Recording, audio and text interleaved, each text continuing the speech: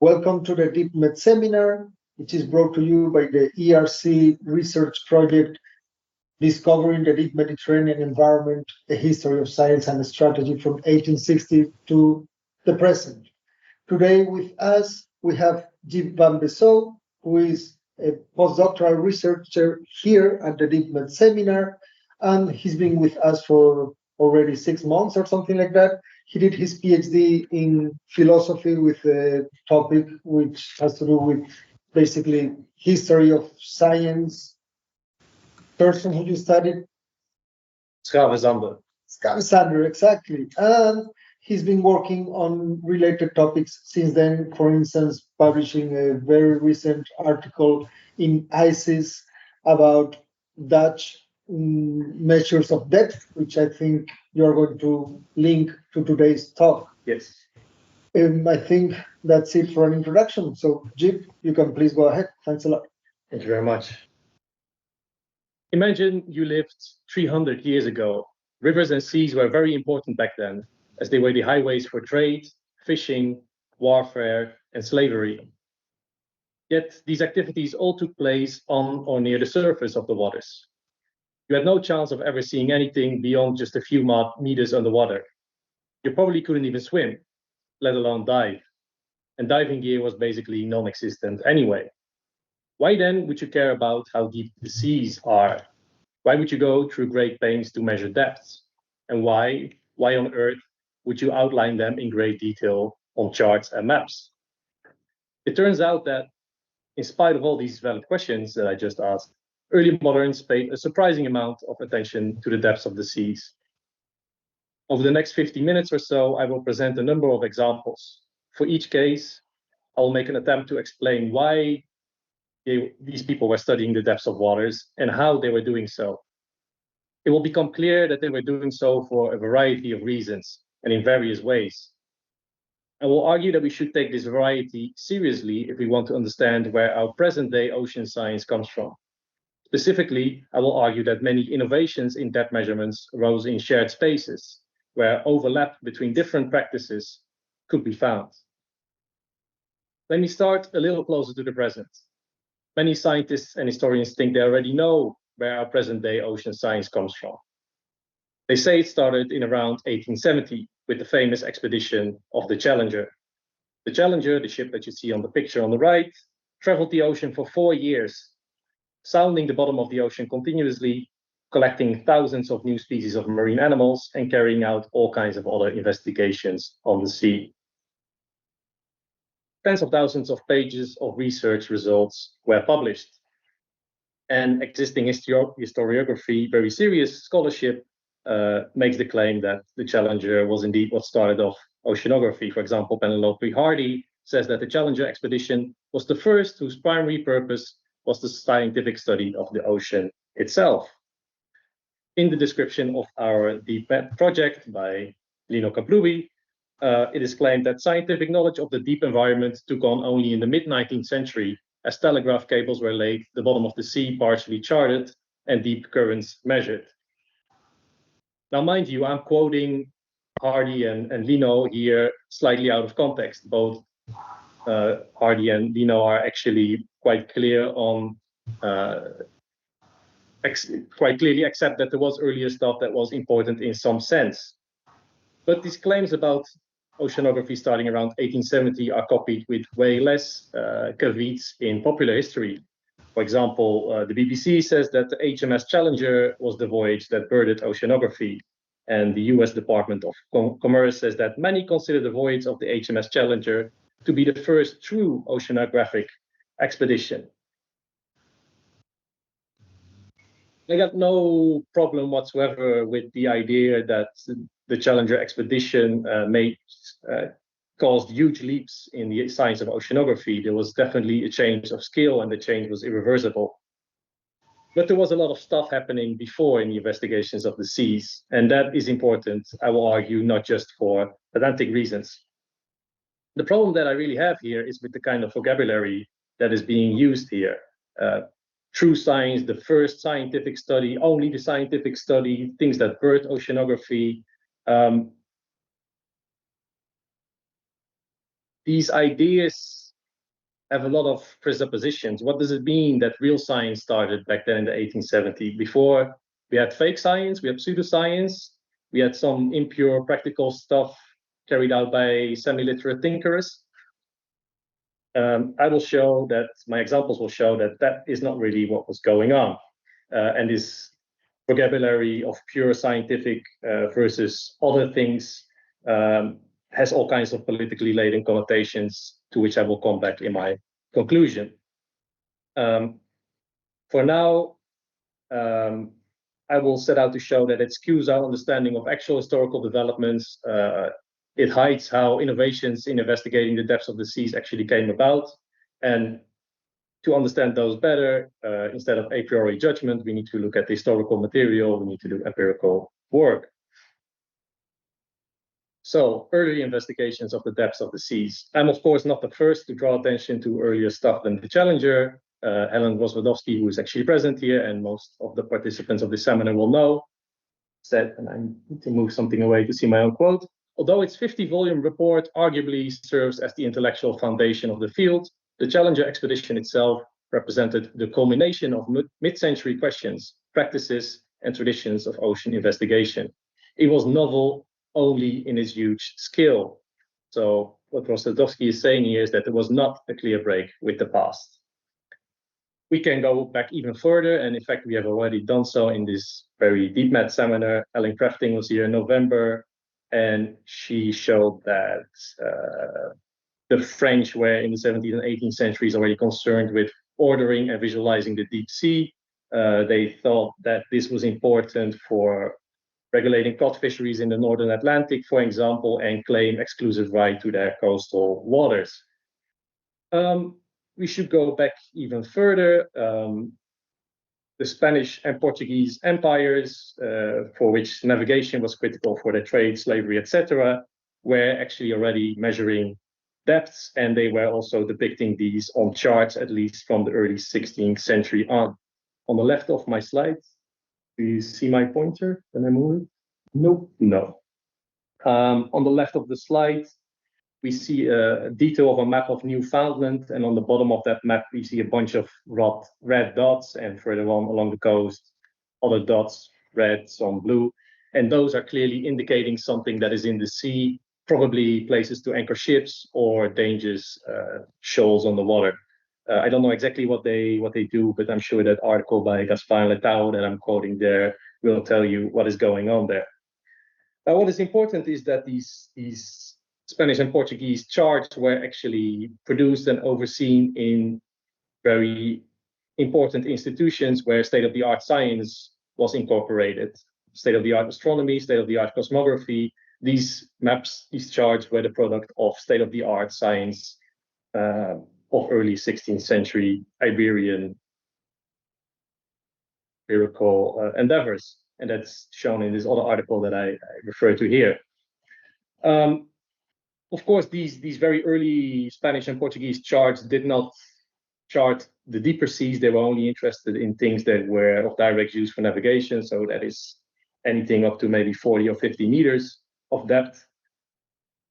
But the practices of charting depths that they developed were becoming very important, a very important starting point for basically everything that came afterwards. So moving up a little in history, onto my own research, and here I'm going to really need a pointer. Do you see my pointer now? Yes. Yes, great. So what I have here is two Dutch maps, which are made for a practice of river navigation, safely navigating the coastal waters in the Netherlands. Big problem in the Netherlands is that, especially in the early modern period, the whole country was basically a swamp. So you can get stuck very easily with your ships. So it's very important to know where you can navigate on the river and where not. The map on the left is to the best of my knowledge, the first map that has a line depicting equal depth. That is more of a consequence than an aim of this map. What it does is it depicts the navigable channel in a particular river, and it does so by showing on the map between which lines the river is deeper than it is 7 feet. So that is the part of the river on which a course can be plotted. On the right, we have a map with much more detailed depth measurements, which is made in the Bay of the Eye. That's basically where an estuary forms and where the port of Amsterdam is. And all these little numbers that you see over this grid are depth measurements. They were made when the bay was frozen over. The guy, the surveyor who made the map, explains that in the legend, and he says that he went onto the ice with a little drill and his apparatus to measure depth, which is basically a big rope with a lead on it, and he drilled holes into the ice every 10 feet or so, and then measured the depth. Clearly for navigation as well, knowing where in the harbor you can put your ship at rest easily. It also shows a line which is depicting the deepest channel through the bay, what we now call the Taalweg. So clearly depths are being measured in rivers very early on and very profoundly for navigational purposes. Now, mind you, these are not representative maps. I'm not saying that everybody in the Netherlands was doing this. These two maps actually are both highly innovative, but depths were measured for river navigation, were done so in other places as well. For example, in France, in Venice, which has a very similar geography to the Netherlands, of course. That's that. Depths were also depicted on maps of the Mediterranean Sea around the end of the 17th century. I've got two maps here. The one on the left is a map of the entire Mediterranean Sea, where we have a detail of the area between Sardinia and Tunisia. And we see a couple of depth markings there. I see an 18, a 22, a 25. But none of these are really for navigation. The distance between Sardinia and Tunisia is about 200 kilometers. So knowing of 5 places somewhere in those 200 kilometers, how deep they are, isn't really useful for any practical purpose as far as I can see. Map on the right has a similar issue. It's much smaller in scale, so knowing the depth is already a bit more useful there. It's a map of the Strait of Gibraltar by a French cartographer, showing some things which might be useful for navigation, such as shoals, but also containing other measures. I'm showing this because the point that I want to make here is that depicting depths was not only useful for navigation. In these two maps, they are probably not. These maps were probably not made to use for navigation. Important to put that explicitly, not all maps do the same thing. Some maps are made for use on ships. These are called navigational charts. A pilot can use those, can mark those, and can use those to find a way. But other maps do other things, and to understand why they are depicting depths, we need to figure out first what these maps do. Map on the left here, I really have no idea what it is for, but the interesting thing is that it is depicting depth very early on.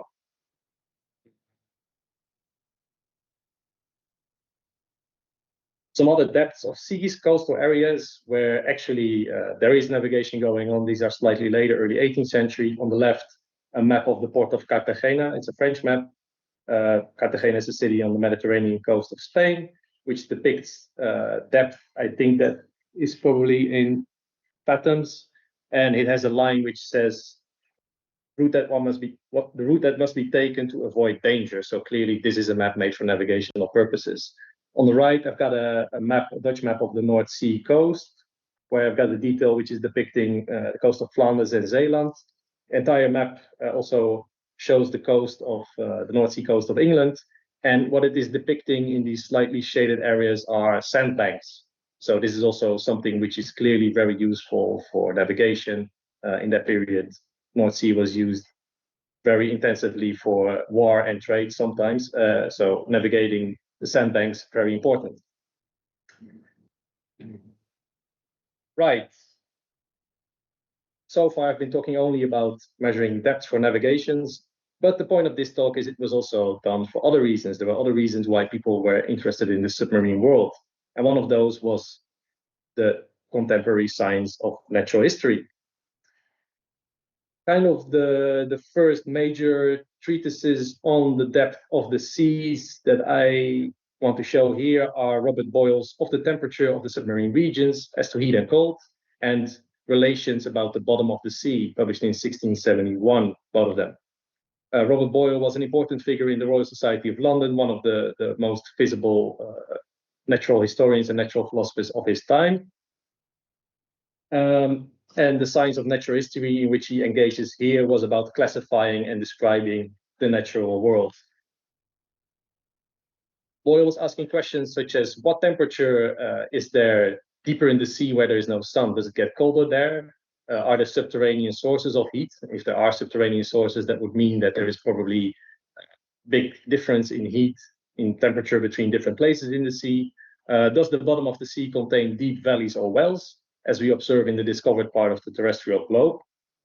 And his reason for studying depth here is to correct existing views, which are based on conjectures mostly, with his own empirical investigation.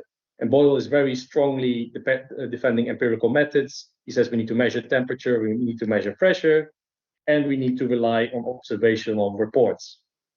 And in Boyle's case, he really defends that he's relying on the best methods possible by saying that he is relying on expert observation. And that is not his own observation. That's quite remarkable from a modern point of view, but he's relying on observations from marine officers and sometimes lowly people such as divers, about which he says, I presume it will not be expected that I, who never pretended to be a diver, should give an account of my own observations. I offer the best information I could supply myself with by purposely conversing with persons that have dived, and reports made for me by persons that have conversed with the divers upon those African and Indian coasts, where the most famous and expert divers are thought to be found.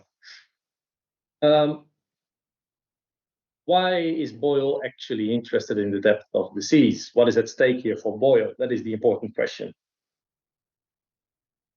Well, Boyle is subscribing to the aims of the Royal Society of London, which were the Baconian aims of making a better world, making an utopian society in which facts and observations and experiments would decide what was going on. At stake was also the causal explanation of nature, investigating a wide variety of phenomena and seeing the role of God in nature. So making a better world and making our understanding of God better, so creating a better faith. For these last two claims, I'm relying on literature by Peter Anstey, Michael Hunter, Dana Jolobiano, and other Boyle experts. Moving on half a century to Marsili, Marsili's Histoire physique de la mer, which has quite similar aims as Boyle's. Marsili acknowledged that Boyle was the first who was doing empirical research on the depths of the seas. That's his claim, not mine. And he says that he wanted to make the distinction, make the anatomical distinction of all the parts of this globe. What Marsili was doing is very close to what we call geology. He was investigating the structure of the earth and the seas, something many people tend to consider as a true science. Marsili was using methods that some would say are truly scientific as well, using all kinds of state-of-the-art instruments to measure depths, temperatures, salinity, density of the seas, and dredging the bottom of the sea to study what materials were there, what plants were living there, and what fish could be found there. Important for our purposes, Marsili was extensively sounding, that is depth measuring the Gulf du Lion, and created depth profiles of that place. Now, what is important to know about the Gulf du Lion is that it's a part of the Mediterranean which lies on what we call the continental shelf, which means that it is a very shallow sea for most part of it. But then where the continental shelf stops, all of a sudden the depth increases very rapidly. And this is something that Marsili found out and something that he actually depicted on this map on the right. I'm gonna need the pointer again. What you see here the line between the dark and the lighter green parts are the points where Marsili could suddenly no longer find the depth of the places. And he says that he calls the part which we call now the continental shelf the plain, and the deeper part the abyss. And his line is an attempt to show where the one starts. To make such a line, Marsili had to, of course, know the exact locations of the places where he was making depth measurements. For that, he was using state-of-the-art science as well. He was measuring the longitude of his location according to the methods of Cassini, the royal astronomer of the Paris Académie des Sciences, best thing that was around at that time. Marsili was made a member of the Académie himself as well. His book was dedicated to the Académie des Sciences and made quite a splash there. Yes, I need to say here. We don't have Marsili's data. He did not publish any of his measurement logbooks or whatever, but these are depth profile maps which follow these lines that we have here in the other map. And these depth profiles are seemingly quite accurate measurements of depth at these places. So all in all, quite a systematic endeavor that Marsili was involved in. And for that reason, some people have claimed that he was the first real oceanographer and the first real scientist of depth at the seas. Having said that, I'm going to come back to my perennial question. Why was Marsili actually doing this? Why was he doing geology? Seems maybe logical or obvious to us that geology is an endeavor worth pursuing, but it wasn't necessarily obvious back then. First of all, important question is who was going to pay for that? In Marsili's case, nobody was paying for it. He was doing it all himself. He was a rich dude, retired military engineer, colonel in the Habsburg army, who then, after retiring, decided that he was going to focus on presenting all of his collected knowledge to the sciences and show how he had penetrated in the secrets of nature. And Marsili, in one of his more programmatic statements, was lamenting that others were not doing that they had a lack of thirst for knowledge. That's what this quote basically said. Marsili says in the second part of the quote that the public usually is led only by a single interest, which is that what regards human life and not that which regards the sciences. So Marsili is actually very strongly juxtaposing scientific interests to practical interests, which is interesting because that is quite the opposite of what, for example, Boyle was doing, and Marsili knew of Boyle's work. Boyle said scientific stuff needs to be practical as well. And Marsili says, no, doesn't.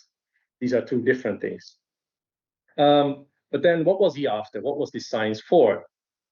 The clearest answer in Marsili's book comes from the preface written by Herman Boerhaave, a very important professor of medicine at the time, who praised Marsili for not giving in to the vices of military life and instead cultivating his genius, inspiring a solid science, which was important because Marsili was studying, according to Boerhaave, the creating spirit of all these things, of which the wisdom is infinite, the power without limits. All things created on this earth are of one nature. What a magnificent idea of this universe. So quite clearly, according to Boerhaave and presumably Marsili, studying nature was important because we wanted to know God and his creation. Studying nature was there to instill piety. This is quite clear in what Marsili is doing in the rest of the book. It's not just the preface by Boerhaave. One of the most explicit questions that Marsili poses is he wants to know what the biblical deluge, Noah's flood, has done to the surface of the earth. That is, he wants to know what God wants the surface of the earth to be like. He poses other questions such as the origins of tides, classifications of materials, plants and fish, but these are all bound up with how God wanted things to be, according to Marsili. And then the main result of his book, according to Marsili himself, is that Marsili thinks that he has proven that mountain ranges continue underwater, and therefore there is a continuity between the seas and the lands, which is important for him, to put it in the words of Boerhaave, because it shows that all of these things created on this earth are of one nature, created at one moment by one guy. Now, having said all of that and talked about Marsili's aims with his pure science, what is very interesting is that a lot of the sciencey stuff was connected to very practical endeavors, and particularly so through Marsili's friends in Holland, Herman Boerhaave, a famous, no, not a famous, the most famous professor of medicine and chemistry in the world at that point, and Boerhaave's student, Nicolaas Cucius, a very important surveyor and cartographer in the Netherlands of the time. Marsili and Boerhaave both were in direct contact with Marsili. They talked to him, and they were interested in practical stuff such as meteorology and flood control. So what we have here is kind of a high-level meeting between contemporary academic science. Boerhaave is the academic professor, a diplomatic figure, that is Marsili, and a high-level artisan, which is Nicolaas Cucius. Importantly, they all operated in the same spaces. They were all members of the key scientific societies in Europe, the Académie des Sciences, which I've already mentioned before, and the Royal Society of London, which I actually have mentioned before as well. They didn't only share spaces, they also shared all kinds of methods. They shared practices of collecting observational data, they were quantifying data, and these things were coming from that science of natural history. Cucius, for example, was making daily meteorological observations for over 3 decades, using barometers, thermometers, hygrometers, and other instruments. Cucius was always looking for new graphical techniques, new ways of visualizing his data. And an example of those is what we see on the right, which is what I would call a pseudograph depicting his meteorological data. And on that graph, a very good article by Lauren Destin has appeared about 10 years ago. The why question, why were Boerhaave and Cucius interested in meteorology and flood control? Well, first, because they thought that the weather was the key factor in health changes of health. So by knowing the weather, one could improve medicine. Secondly, they were interested in flood control, basically knowing when the next big storm was going to hit. Am I doing with time? Great. Okay. About halfway now. Interestingly, this guy Cucius was not only interested in flood control, but also in navigation, and that gives me a nice opportunity to come back and show connections with all that stuff I was talking before. Cucius, around 1725, that's shortly after he met Marsili, presented a plan to map all of Holland's water, measure all the heights of all the dikes of seas and rivers, involving a big team of all kinds of observers, to some local governments in the Netherlands. And his reason for doing so was that Cucius thought that this would help to predict dangerous high tides and would help to navigate rivers and ports on the rivers and the coast of the Netherlands. This was basically a plan to improve river management, which was a highly complex affair, both technologically and politically in the Netherlands. What Cucius wanted to do here was become an expert, give expert advice, and save lives. That is, do very practical stuff for human beings. To do so, he was going to make use of lots of maps, he said. He wanted to make figurative notes on high-quality existing maps, plus design new profile maps such as those we have seen in Marsili's case, which definitely would include depth measures. Again, we see that there is an emphasis on the observational, that this is kind of a field science, methodologies, quantification, measurement, and visualization. But as I explained in the paper that Lina already mentioned, paper that's going to be published next month and about which I'm very proud, so I'm going to self-advertise here a little. The product of practices, how natural history and mathematical physics gave meaning to cartography's depth contour lines. I'm putting up this title not only because I want to self-advertise, it's also I want to draw some attention to this mathematical physics here. In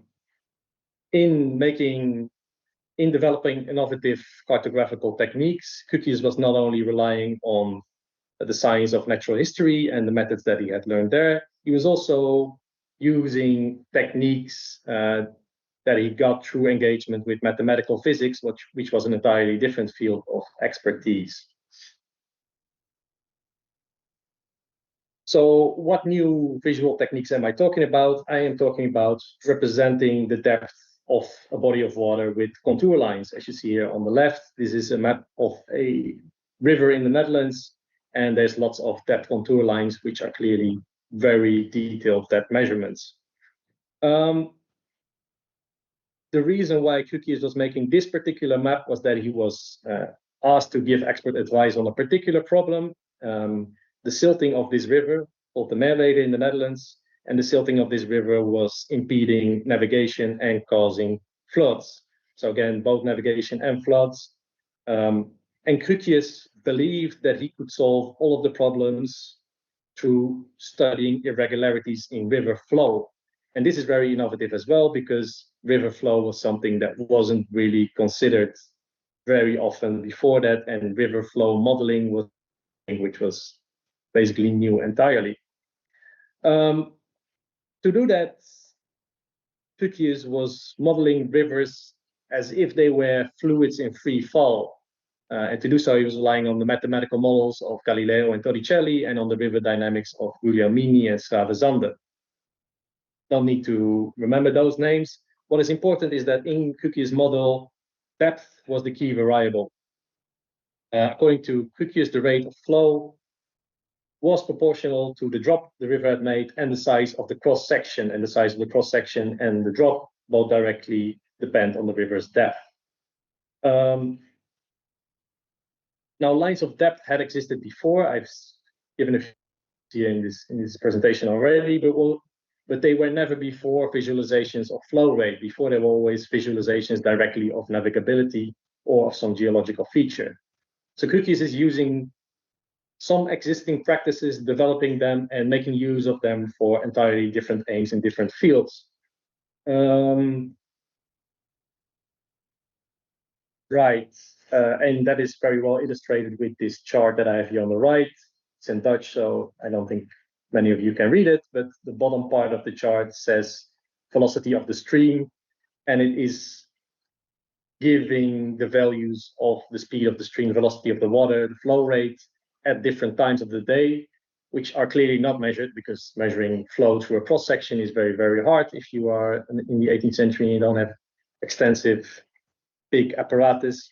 So these were modeled values instead. Right, so basically what's going on here is that in Krukius' map, we see a combination of different techniques or practices coming from different sciences. He's using innovative graphics. He's using large observational programs, which were common to natural history, and he was using complex conceptual models. What combines all these things together is really his measurement of depth. Without looking into the depth of the river, none of this would have been possible. Why was he doing this? I think I've already largely said that. But for this particular map, the aim that Krukius had with it was to show possible interventions that could be made in the environment to make river flow better. And he thought that through this kind of expert knowledge that he had, he could cut through all kinds of political disagreement that existed on how to manage the fluvial environment.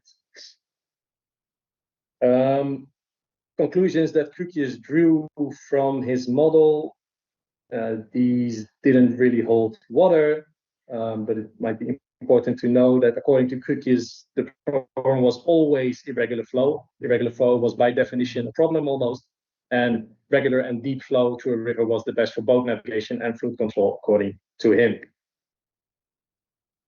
Right, finally, from the rivers to the sea. I am going to talk about seas again. Boring rivers are gone. This stuff about irregularity of flow and so on that Krukius developed for river management was later used by him, not much later used by him, to talk about seas as well. So the knowledge kind of flowed from the rivers into the sea. What we see here is a later map of where he used similar lines of equal depth for similar purposes, but now also uses them offshore. So this map on the right, take my pointer again, we see here the last part of a river before it flows in the North Sea. So what we see on this map, or at least what you see of your cookies, is that there is irregular flow here around this sand dune, and this irregular flow is depicted by the closeness of the lines of depth. Closeness of lines of depth shows that there is irregular, there's big changes in depth at that point, and then cookie says, so there must be irregular flow there. There must be very strong flow at some parts and very slow flow at other parts.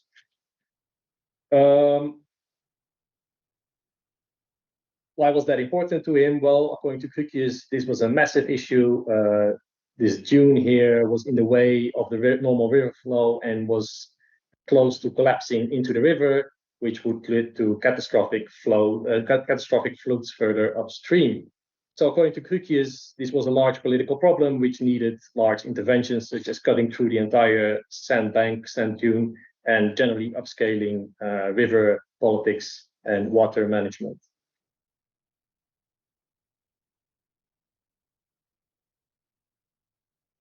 What was at base practical stuff, predicting a catastrophe, however, became in Cookie's work a very theoretical discussion of sedimentation.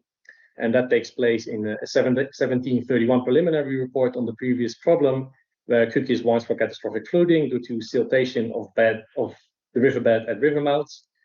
And according to him, this siltation takes place through a very complicated natural process, of which I'm not going to give you the details, but according to Cookies, how rivers work generally is that rains erode the earth, then what comes loose, the earth that comes loose, ends up in rivers, becomes river sediment, is captured by the flow and flows from the land towards the sea. And that's a quote: sand, earth, and clay must be drawn with a certain speed through streams and rivers to the sea.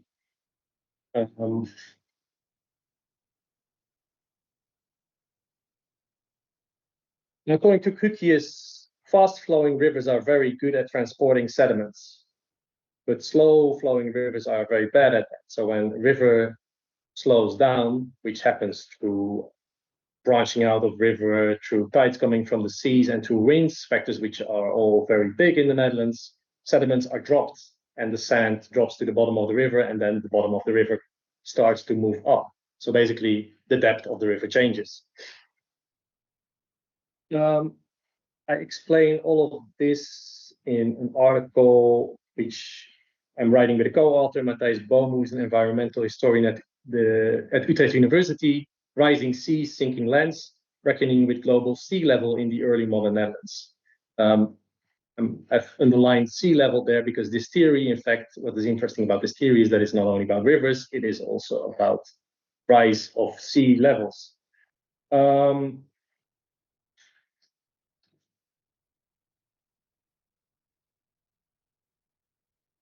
Right. Global sea level rise. Again, this theory that Cookie has developed is quite complicated. I will not give you the details, but focus on the conclusions.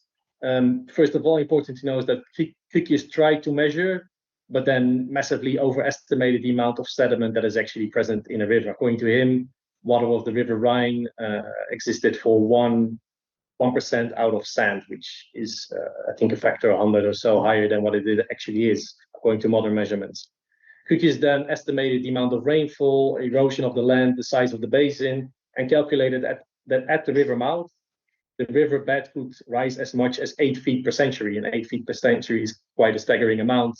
And I don't know if you can actually see the numbers here, but we're talking here about depths which are vaguely in the range of 5 to 30 feet. So if you have 8 feet rise per century, that is really a lot for such a river. And such a river might actually start standing soon. So Cookies says that there's formation of dunes through sediments, is getting worse through winds, tides, and so on. And over 100 years, the landscape in the Netherlands can change quite drastically. However, part of the sediments end up in the sea, into the deep sea, and that's where we get to deep sea again. Cookies' theory also starts calculating how much local and global sea levels rise, and he's talking about all kinds of local causes and variations for rise in particular places rather than other, which I'm not going to discuss. But this is important because according to Cookies, if the bottom of the sea rises through sediments, the level of the sea rises accordingly, and there are, again, flooding problems. So what Cookies is presenting here is a very innovative theory, which is relying all kinds of scientific fields, also on different types of sciences at the time. One of them, which I haven't discussed so far, is antiquarianism. Antiquarianism is the study of the ancient landscape, very important in the Netherlands, will be discussed in the paper that I just showed. And this gives Cookies all kinds of evidence that the long-term changes that he talks about, the catastrophic floodings and so on, are actually taking place. So he takes that as empirical evidence that these things are actually happening, and he now wants to predict why they're happening as they are. Coming back to the why is Cookies developing all this very strange and convoluted theory? It's not for the sake of the sciences themselves. It is really to predict local changes, to warn people that navigation and floods are big risks to navigation and big flood risks there in low countries where he's working. Right. And now for something else entirely, I've been talking about depth measurements for navigation, for earth history, for geological explanation, for flooding. But I promised variety in the beginning of my talk, and here we have something else, depth measurements for fishing industries. This case has been discussed by other people before. There are a few papers by Grancher, and Ellen Crafting has mentioned this in a DEEPMED seminar of November. I don't have really much new to add here. I'm just going to put this up here because fishing is also one of the important things that is happening, one of the important practices that is happening in the early modern period, for which people are concerned with depths. What is happening in France in the 1720s is that there is a very strong diminishing of fish stocks. Fishermen can't actually catch as much fish as they need, and the central authorities in Paris decide to send out somebody to investigate what's going on. This is a guy called Masson du Parc, which then creates a lot of tables of the types and size of catch of different fish in different places, and he's also including information on what methods and technologies are being used. What he's doing with these tables, which are very systematic, is that he's going to compare the size of the catch per method with the damage done to the environment per method. And from that, from his tables, from his investigation, he concludes that bottom trawling is the main problem. Bottom trawling is a method by which a net is dragged over the bottom of the sea, and according to Duparc, that leads to the largest bycatch and to destruction of the floral environment of fish at the sea bottom, and that leads to fish not giving juvenile fish being killed. Basically, that is his argument.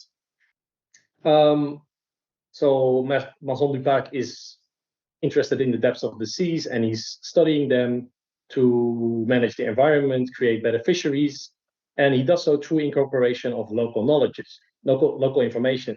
It is, however, a very centralized and I think technocratic affair in which locals are described by du Parc as abusing the sea when they are doing this bottom trawling. Bottom trawling is then prohibited by a royal decree in 1726. That's the image you see on the left.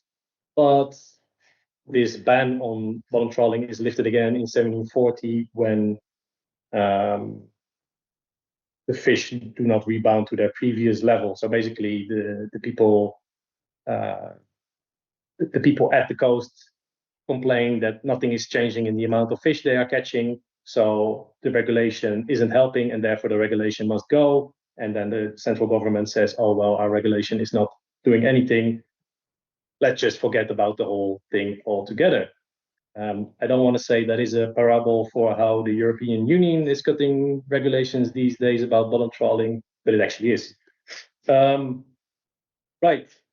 I'm bringing this up not only because it's very interesting and because I want to make this point that fisheries are important, it's also happening quite close to some of these other things that I'm discussing and quite at the same time. This is Normandy, close to the North Sea. There might be connections with the Dutch cases. centrally organized from Paris. Paris, Normandy, remember those. Next slide. Here we have something else again. We have somebody mapping the depths of the English Channel, La Manche as it is called in French, and the North Sea from Normandy until the Netherlands, doing that in around 1730, and seems to be fairly coincidental, seems to be a big coincidence, right? That is at the same time in the same places as the previous guy. The guy making this map is called Philippe Bouache. He was trained as an architect and a cartographer first. One of the first big things he did was make a map of the River Seine at Paris. The map apparently indicating depths. I've not seen that map. And the aim of that map was apparently to improve navigability. But then in the same year, 1730, Bouache became a member of the Académie des Sciences and started developing a theory of the Earth's structure. And the key part of his theory was that mountains are keeping the Earth's structure together. And according to Bouache, that is what this map on the right is showing. I'll get my pointer out. What you see here is some sort of range of hills, which then pushes through the Pas de Calais and continues into England. So Bouache is claiming that mountain ranges continue under the sea, as Marsili had done, and are keeping the Earth's crust together or something like that. I haven't really understood the theory yet.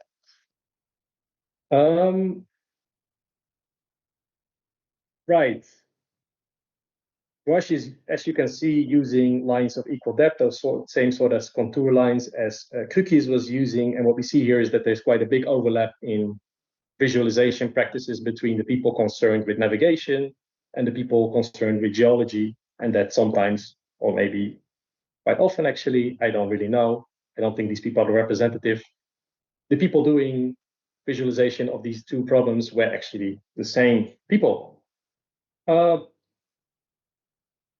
Bouache was not only concerned with cartography and with geology, he also got enrolled in a debate over the shape of the Earth, which is not so strange if you start talking about the structure of the Earth, which is a very famous debate in the 18th century Paris Académie des Sciences, where Newton's theory was pitted versus Descartes' theory, apparently. In fact, these were not Newton and Descartes so much, but the main astronomers and mathematicians of the Académie des Sciences at the time, who were involved in this debate. Maupertuis on the one hand, Cassini and some others on the other hand. And Bouache, through his theories, also came into touch with all these mathematical, physical debates. So what we see here is a big overlap between cartographical, geological, and mathematical practices and spaces, and some of that has been discussed in the article by Heffernan, which I mentioned here. Of course, what I really want to know is whether I can link Bouache to Crookes or to any of these other people that I've discussed, Dupac or Masigli. There isn't any literature which links them so far. It seems very plausible to me that I can link them, especially Bouache and Masigli, which really talk about similar things. But that is research in progress. Masigli had actually died by 1730, or he died in 1730, I think. So there is some stuff there, which makes it also plausible that they never met. To be continued. Right. Anything more I need to say here? Kind of running out of examples. It's when you're ready. Right. Right. So what I have here is just a later map, 1804, which depicts a lot of depth contour lines and shaded depths and so on. This is a map of the North Sea coast of France, made for the French Ministry of the Military, basically. And why I wanted to show this is that these isobaths, these depth contour lines, were first developed for practices having to do with navigation and flooding, were introduced in France in the work of Bouache for other reasons, geology, were further developed, and then end up going back to the practice of navigation, because this map is depicting sandbanks in front of Dunkirk and is clearly made to get ships out of the port of Dunkirk safely. So back and forth between different practices, different sciences. Another later case, why am I bringing Tofinho up? I'm bringing Tofinho up for various reasons. One of them is that, again, I think I said that in the beginning, I want to emphasize that I don't want to make any claim of any of the material I'm presenting here being representative. I'm just wanting to show variation, and these things stand out for one reason or another to me. Tofinho is one of those cases. Tofinho is the director of the Spanish Bureau of Hydrography, which is basically the government office that manages navigations of the seas in the late 18th century. He writes a book, De Derrotero de las Costas de España, which is basically on how to use maps and navigate the coasts of Spain. In that book, Tofinho is talking about thousands and thousands of places where he's making soundings, talking about what the port looks like, where to anchor your ships, and so on. Measuring depths are always for those practical purposes. He's measuring depths or looking for dangers of the water, but he does not seem to have any interest in deeper seas, anything that goes beyond where you can anchor a ship. He's talking quite hand-wavingly about these deeper places, saying that places have plenty of depth, and at some point that place of 42 brazas, which is 60, 70 meters, which is already really deep for the sea, and then says that another place has, an excessive depth. We don't really care. There's definitely sufficient depth, so we don't need to look further into this. So it really seems from all of these kind of things that he doesn't care there in that book, writing that book about deep seas. However, some things in this book aren't really making any sense. The deepest measure that he gives is 40 to 50 brazas, not really precise, somewhere 30 miles east of Alboran, which is a little island somewhere to the south of Spain, and which is really in the middle of nowhere, so 30 miles out of the coast of a tiny island. Why would you actually be interested in the depth there? There's some other things. My colleague Alberto found the library catalog of the Spanish Hydrographical Office, which is the top picture here on the right, where some very interesting books can be found. One of them is Athanasius Kirch's Mundus Subterraneus. The title here is translated from Latin into Spanish, which is a really strange book by then, about 150 years old, which talks about the world under the earth and under the water, and has speculations about volcanoes and speculations about what kind of geometrical shape the sea basin might have, but doesn't really say anything which is of any practical value to Tofinho. To the bottom of that, I've got a map of the Bay of Gibraltar, where on the right we see depth measurements, which are clearly made for navigations. They are quite slow, and they, I'll take my pointer again. In this area, we see really low measures where it might be dangerous for ships. They go up from single digits to double digits, and then they stop, because anything deeper than 33 or 38 is definitely not interesting. All the way on the left, however, of this map, there's one place somewhere in the Bay of Gibraltar where, for no apparent reason, Tofinho measured the depth at 113 brazas, which is about 200 meters, I think, and would count as deep sea measurement according to some. Why is he doing that? I don't know, but it's interesting.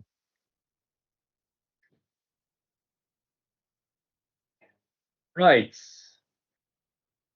That is what I had to say for the empirical evidence. I think that I have shown plenty of material to argue that there was sufficient interest in the deep seas in the early modern period, and that there was also quite some skill in measuring the deep seas long before 1870.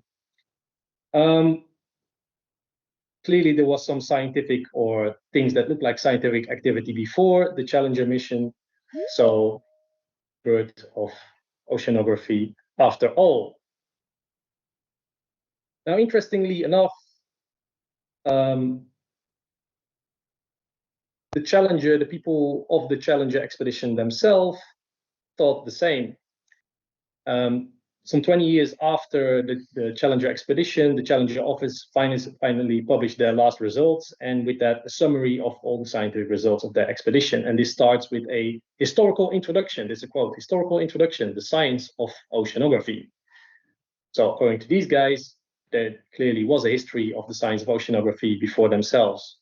And even more so, it took them 100 pages to write it.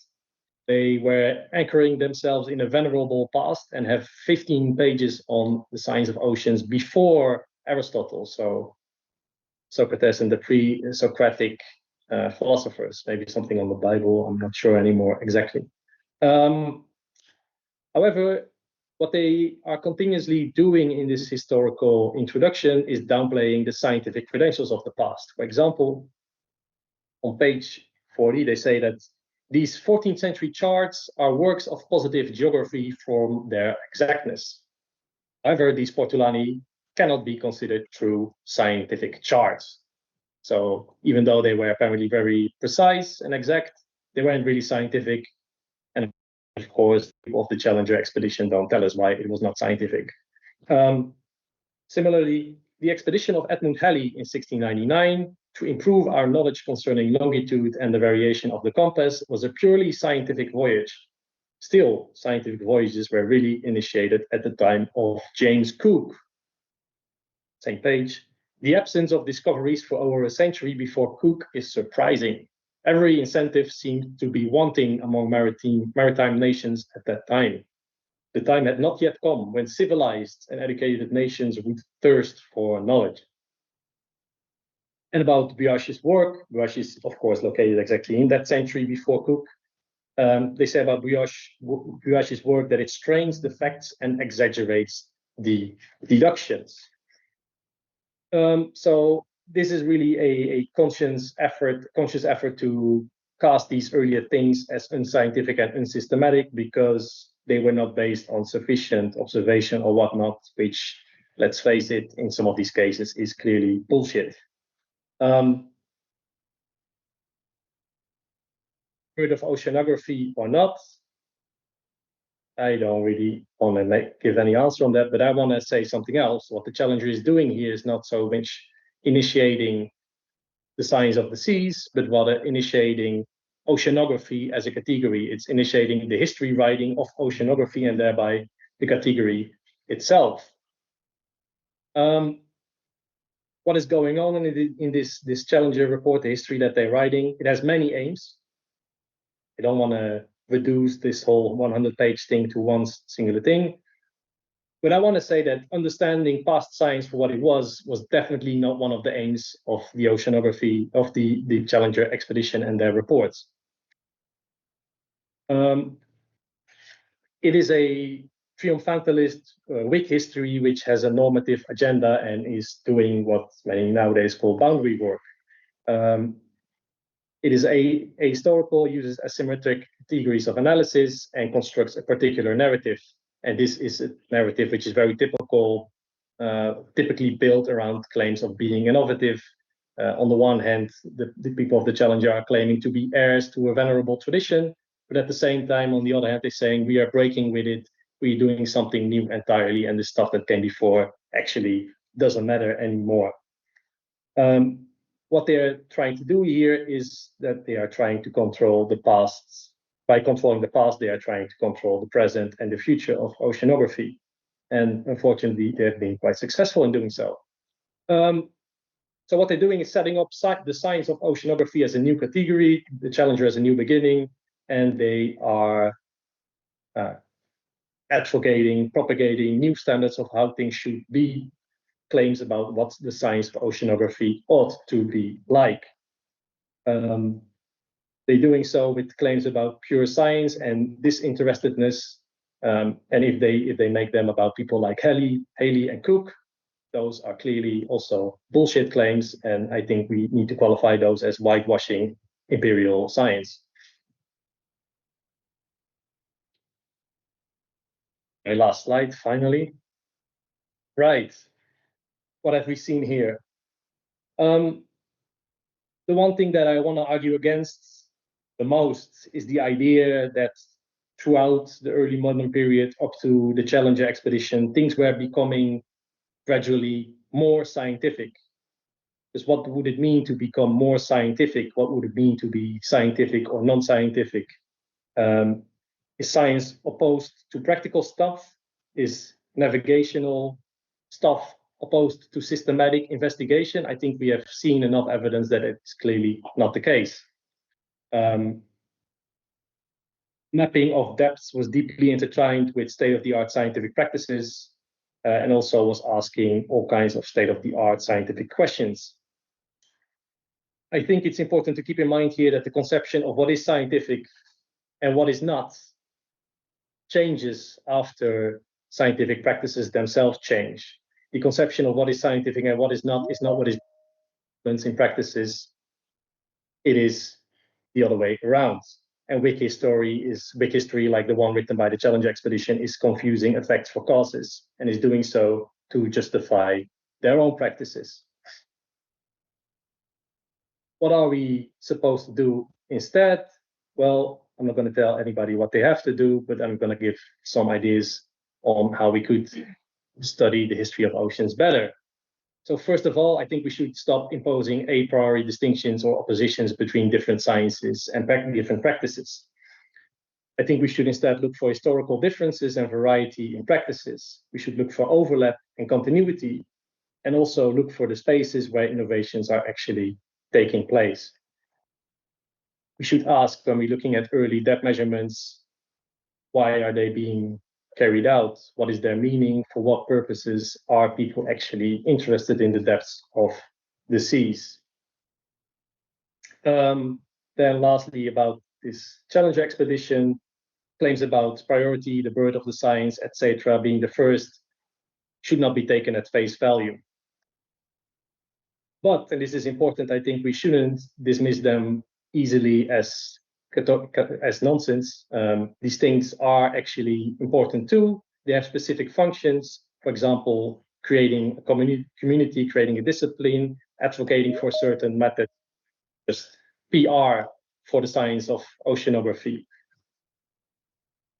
I think these problematic statements by the Challenger expedition tell us very much actually of how the science of depth developed during a key period, but only do so only if we don't take them if we understand that we shouldn't take them at face value, but we should look at what these statements are doing and how they work to attain the goals for which they were written.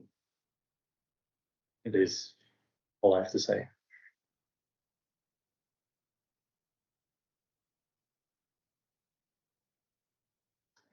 Thank you very much, Jip. I see that there are a couple of people that just joined online. I hope this is not because we wrote in the announcement CET time, so Central European time instead of Central European Summer time. I take for granted that Central European time is the time in Europe in the summer, so right now, but maybe that's why. If that's the case, I apologize for those who entered late. If you just entered late because you couldn't enter before, then welcome.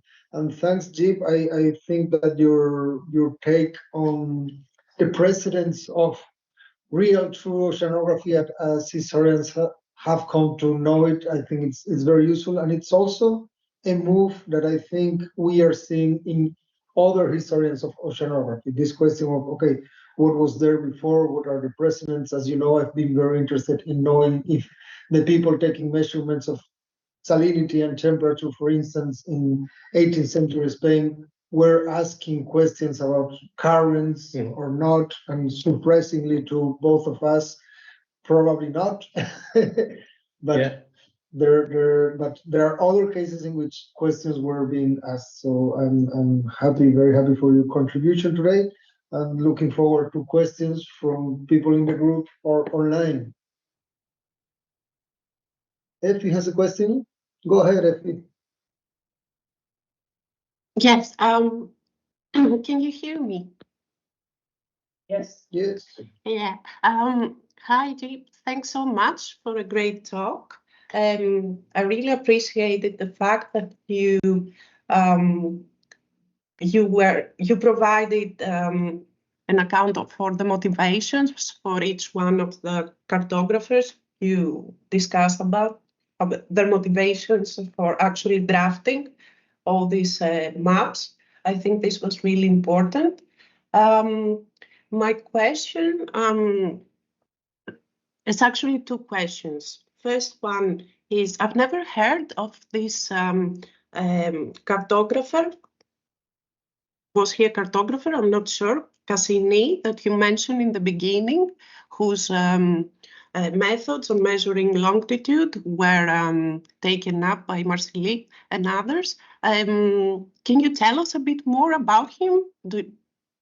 That's my first question. And the second question, I'm wondering, because I have not looked into that, which is actually a big commission on my behalf. What was Crocus' impact? I guess there was some impact of his theory of sedimentation in like tidology studies, especially like in the Victorian period, I guess, when tidology studies were at their peak. So yeah, these are my questions. Right. Let me start with Cassini. Cassini is not a cartographer. Was not a cartographer. He was the royal astronomer of the Paris Observatory at that time, and really in 18th century astronomy. But I think only known to 18th century specialists. What makes him important there is not that he had all kinds of new theories on longitude and so on, but that he was actually overseeing all kinds of processes to map France and its colonies. So there's a couple of different guys called Cassini. There was a clan of Cassinis. So they together were responsible for very accurate maps of the French territories, basically. So they were very close to cartography, working with cartographers, but not cartographers themselves. As for the method of longitude, I don't think he did anything, theoretically very new there. But the way he was applying it and the systematicity with which longitude measurements were taken by him and by others in combination with other cartographic methods led to very, very good maps. So France in the course of the 18th century really becomes the powerhouse of cartography in Europe and thereby the rest of the world at that point. For your second question, so this theory of rising sea levels that I discussed was never published by this guy Critias himself. So his impact, and we described that, well, it's not me, it's my co-author mostly, describes that in the paper that I mentioned, which hopefully will come out in not too long from now. His influence was local. His work was picked up by other local figures, but I haven't followed that beyond the mid to late 18th century. And it gets picked up and it gets basically put in all kinds of ongoing debates on biblical geology and so on, in which Critias himself wasn't very interested. So it gets kind of skewed towards different questions than the one Critias himself was asking. So I would actually expect that not much of his actual work shows up in 19th century stuff, but I'm very happy to explore that over the next months or so. Mm-hmm. So if you have thoughts about that, I'm happy to discuss those. Okay, yeah, because it is strange because he's like so innovative in his methods and practices that it would be such a pity if it was just for internal consumption. Well, he is in contact with his work. Does get read by other people who have some more standing in the world of the sciences at that time. So it is possible that some of it goes out, but I don't know via what channels and in what form it actually reaches wider audiences. Mm-hmm. For example, I'm actually sure that there is a connection between Critias's use of depth contour lines and the use by Philippe Buache, but it's the scholarship that exists on that has been written by retired cartographers mostly, who haven't really asked this kind of historical questions. I think it's very plausible that there is a link, but there is no source for now to go on. So I would really have to do some substantial archival work to get into those matters. And I would like to do that actually, yeah. Yeah, make him known to the world. We'll do that. Thank you. Jips. So actually linked to this, you said that in the Challenger there's an introduction of the history of, and it goes back to Aristotle. Does it mention these men that you're talking about as well? Some of them, yes, definitely. I'm not sure about Critias, probably not, but Buache, yes. There was the quote I put up, Marsili, definitely, Boyle, definitely. I suppose Cassini, but Cassini doesn't really, never really directly impacted seas. And so as of now, there's no trace of this knowledge production being shared across countries. Is it all local in all of these cases, or? You mean back then, or in our reading of it? No, definitely was not all local. No, because almost all of the people I've talked about were tied in one way or another to the Académie des Sciences in Paris. France, okay. So that is most likely the space where networking between them would have taken place, if not directly there, probably not directly there for the Dutch guys, for most of the Dutch guys, but by correspondence networks or something. But it's not something anybody has written on before. Yeah. So I think Lino needs to send me to Paris. Can go whenever you want. I have a question. So I was very interested in Boyle was not a diver, and it reminded me of this article by Simon Schaffer, Newton on the Beach. Yeah. That starts by saying that Newton was never on the beach, but he developed a theory of tides. So this is the same thing. Boyle saying, I've never been down there, but this is what I can tell you about it, right?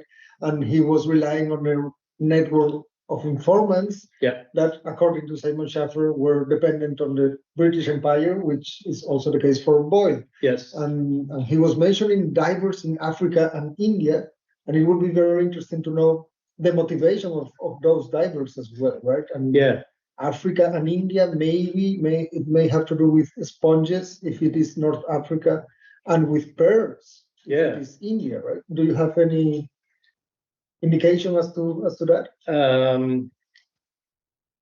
Nothing comes to mind. I've read that piece only once, so it might be that he does. But what is important here is that he's not getting reports from the divers, right? The divers are the lowly people. So he's talking to reliable people. So these are basically only officers of the British Navy. Those are his reliable sources, and they have talked to divers. So it's like third-hand information that he's getting about these practices. And I put that in the quote about Africa and India, of course, because that is a link I want to kind of make a little bit explicit there. But no, I don't. But there might be other people who have it. These are not pieces that have received a lot of attention from historians, but there's interesting stuff going on there for sure. Very interesting. Yeah.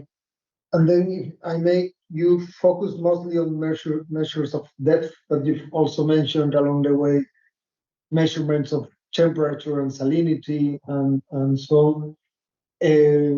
I mean, I know you're working more on that than in this other two, but you haven't explained really why were they so interested, particularly the people who were interested in navigation. Why were they interested at all in measures of temperature and salinity? Could you say something about that? Oh, well, I'm not a specialist on that at all. Okay. Because for the 19th century, they are already thinking on currents. Yeah. But I don't know if that's also the case in the 17th and 18th. Marsili is, and he's measuring density at different depths because he thinks there are bottom currents. And by showing that depth with a certain salinity and therefore density is found over a certain area, he's saying, well, there's water coming from some source and that is streaming over this particular area and then mixes with something else. So he's definitely talking currents, but in a very, let's say, primitive way, of course, because he's the first one to do that kind of measurement on the scale where you can actually see that kind of measure. Yeah, I remember. So you talked about the Gulf de Lyon. I remember Helen Rosabowski in her first book or second book, she talked about Marsili in the Bosphorus and being interested in the deep current and so on. So so Marsili takes it for granted that there is a deep current, and then he wants to. Well, he doesn't take it for granted as much. He says there's probably one that he goes to measures, and then he says, see, there is one.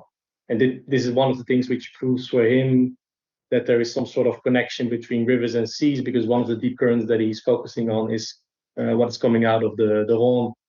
And then he's measuring at depth, the bottom of the sea, you can see a lower salinity in the vicinity of the Rhône, something like that. But yeah, currents definitely one of the things, but not in a way where it would be useful for navigation, because it's just not substantial, not enough material, not enough data.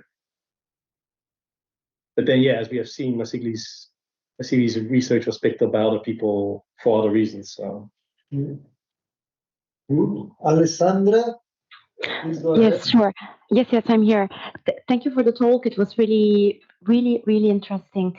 And my question concerns the possible reuse of the data concerning isobats and lines of curves that were measured in coastal areas to assess how the geomorphology of these areas has changed in time. What do you think? You have seen this data. Would you think that they are reliable enough to be used today, or maybe they have more historical value for historians than for geomorphologists? Yeah, it's a very good question, and I wish I had a better answer. The problem there is that, as in the case of Marsili's maps that I showed, the depth profile maps, is that we don't have the data. We only have the representation of the data in the maps. So it's not entirely clear where the measurements are exactly taken, how they were taken. So we lack a lot of information that I guess you would need to make that in any way reliable. Then for the case of the Dutch rivers, the problem is also that these rivers don't exist anymore. The Dutch swamp has changed so much over time that the key place where Cookie is talking about, the Merwede River, is actually blocked off now, and it's arm of is rerouted to end up in a different river than it did back then. The same for this place near Rotterdam, the mouth of the Meuse. That whole sand dune there is cut away for what is now the port of Rotterdam. The port of Rotterdam is literally at the place where back then there were rivers and dunes and stuff. So things have changed, definitely, yes, a lot, but mostly through artificial ways for specific purposes, human-made changes. No, that's perfectly clear. I had probably missed this point. But I mean, if you're interested in that, I might be able to find a few references which might be useful for you. But then, if you send me a link, I can send those to you. Because I know a few people who want to do that kind of cross ages research. Andrew, please go ahead. Hi there. Yes, thanks very much for that interesting talk, Jip. Yeah, I've got a very broad general question. So I'm just looking for really some, if you have some interesting thoughts or maybe you can flesh out your thoughts on this topic. So a theme of the talk has been about how the measurement of depth helps with navigability. And I'm interested in the idea that the fact that these developments happened in the 18th century. So this was after an age of exploration and colonization. So yeah, I'd be interested to hear whether, a couple of ideas would be that, I assume you wouldn't say this, but that the natural philosophy or the science of the time was not advanced enough in that period, or maybe their tools and instruments weren't yet developed or sophisticated enough. Or do you think that maybe the practices they developed during this period of exploration were then codified and standardized in the 18th century. And yeah, really just a broad question to get your opinion. Yeah, excellent question, and bit of a challenging one as well, because as you say, you know, I am not the person who's going to claim that the Iberian empires in the 16th century weren't advanced enough to actually make the kind of depth measurements that we see later in the 17th and 18th century. I think they probably were. So yeah, why this boom in depth measurements, like 2 centuries after colonization and empire and seas as the main highways of navigation, of trade and commerce and so on started? I think codification goes some way. Yeah, I think you might be on the right track there. So one of the things that I think is important is standardization of instruments. Thermometers, for example, were not standardized before. Barometers were not very reliable for quite a long time, and I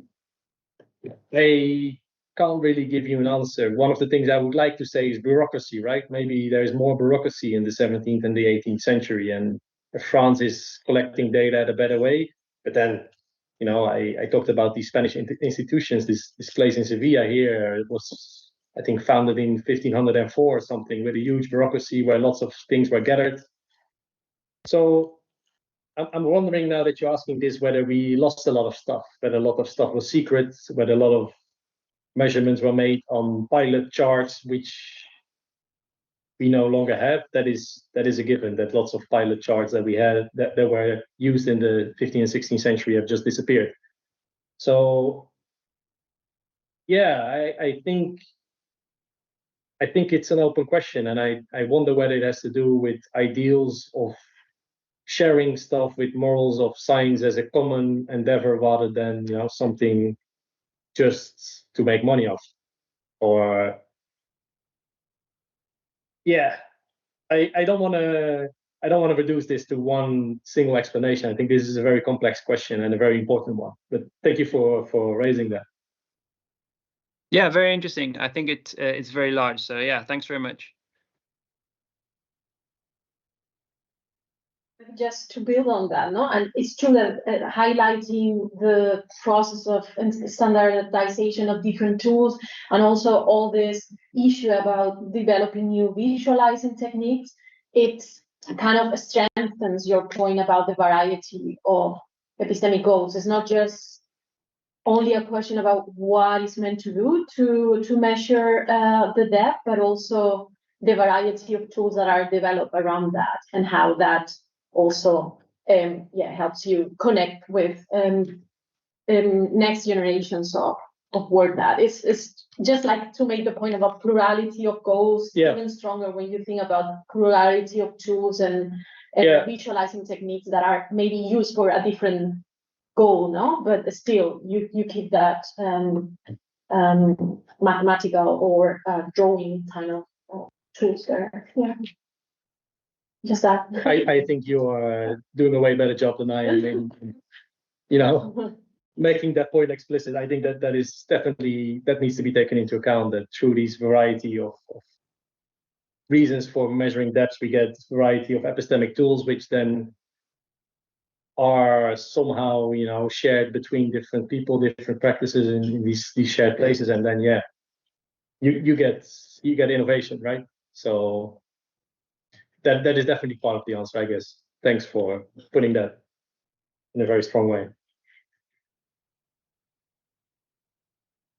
Thank you, Jip, for this interesting presentation, and really, I'm happy to find the introduction for my work.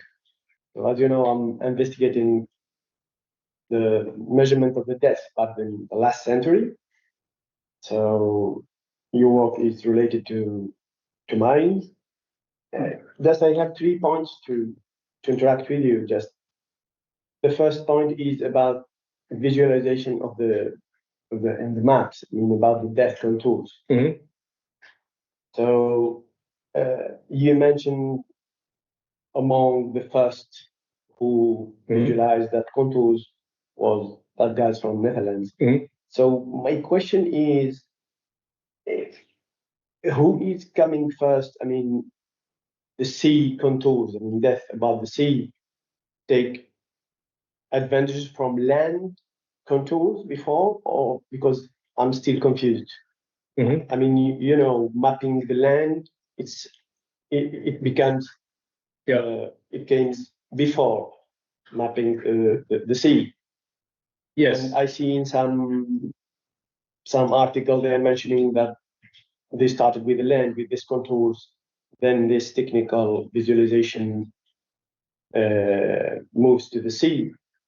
But then now I see that's maybe that was in the sea, and then the land mapping take advantage of this.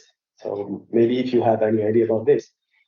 The second point is about your presentation is about depth measurement, and I'm doing a research about bathymetry, and bathymetry is the science of depth measurement. And I see the whole presentation you haven't mentioned the word bathymetry at all, and I'm interested to describe the evolution of the terminology used for depth measurement.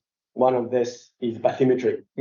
So I see you are mentioning seabed, bottom, many words. You did it in purpose, or it is like this in the history, or can you clarify this point?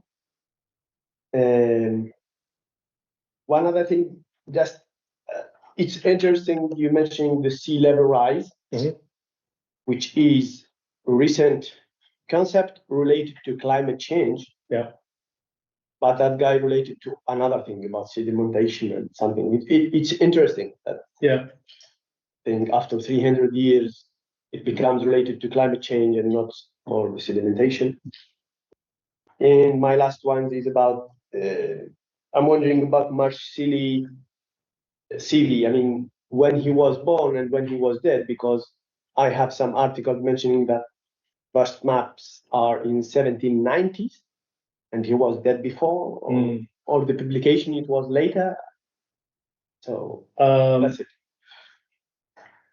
Marsili dies in 1730, if I'm not mistaken. So that book that I showed was published quite close to his death. I think the measures he was taking was around 1707 or 1708 on the French coast. And before that, Dino mentioned that he was also at the Bosphorus in modern Turkey, Ottoman Empire. And I think the work there dates from the late 17th century, so 1680s or 1690s, when he was stationed there as a diplomat, I think, first, and then later a military officer. The question of bathymetry and terminology, yes, I'm doing that on purpose. What I'm doing is I'm using the terminology that was being used by the people I am describing most of the time. So when I try to explain what they were doing, I do that in their terms so that I don't make any mistakes. I don't interpret them as doing something else than what they thought they were doing themselves. I haven't seen the term bathymetry pop up, but for the late 18th century and early 19th century, I haven't really looked at that. I'm quite sure that it doesn't pop up in these early guys. Around 1730, I haven't seen it. So that is something we need to look into later. We can do that together. Right. Then the final question is about mapping lands before. So the scholarship on which I'm relying, I'm not an expert on maps of lands myself. I've never really investigated those. But the historians of cartography that I am relying on say that this is later. So you have maps of rivers and maps of ports in the early 18th century, and then it's only with that contour lines. And then it's only in the middle of the 18th century, so around 1760, 1770, that these kind of contours are used on existing maps on land. So the history is indeed the other way around from what you suggested it was. Yeah, the point about the cause of sea level rise that you made, indeed, this is very interesting. That they think there are different causes than we think now.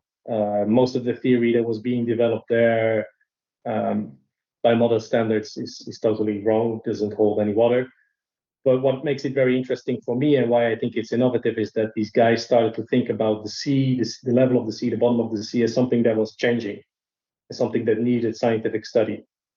And because they are starting to think about it in that way, they're also generating new interests in that. And then, later investigations with better equipment, with more people, with more money and so on, get better results. That's quite obvious, I think. Good. Wonderful. Any more questions in the room or online? By the way, next month, not in a month, maybe, I think the second week of June, so yeah, in a month, Helen Rosabowski will be speaking about continuities between early modern mapping and modern ocean mapping. So the continuity between both talks is also very interesting, and I hope very productive. So thank you very much for this. And if there are no more questions, we are going to continue our conversation over lunch. And we hope to see you the next time. Thanks a lot, Jip. So much. Perfect.